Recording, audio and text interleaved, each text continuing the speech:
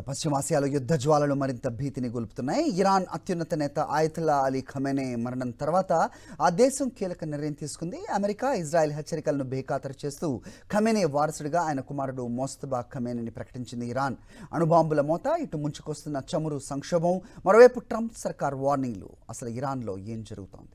Watch this. మొండితనం, వారసత్వం, యుద్ధం. ఇప్పుడు ఇరాన్ ముఖ చిత్రం ఇదే.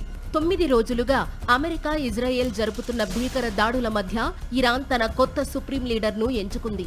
56 ఏళ్ల ముజ్తబా ఖమేనీ తండ్రి మరణం తరువాత దేశ పగ్గాలను చేపట్టారు.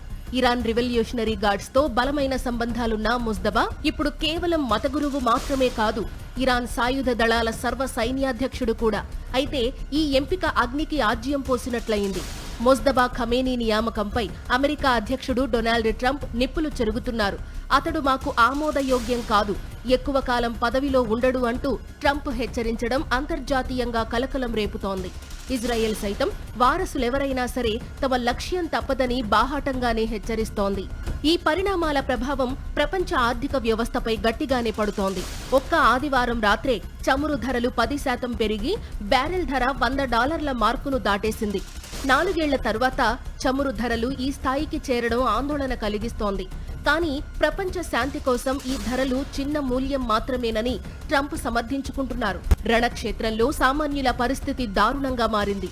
ఇరాన్, బహ్రెయిన్లలో మంచినీటి ప్లాంట్లపై దాడులు జరగడంతో లక్షలాది మంది దాహంతో అలమటిస్తున్నారు. అటు లెబనాన్ రాజధాని బీరూట్పై జరిగిన ఇజ్రాయెల్ దాడుల్లో మృతుల సంఖ్య 400 దాటింది. సౌదీ అరేబియాలో జరిగిన దాడిలో 2 వలస కార్మికులు మరణించడం గల్ఫ్ దేశాల్లో ఉన్న భారతీయులను కలవరపెడుతోంది.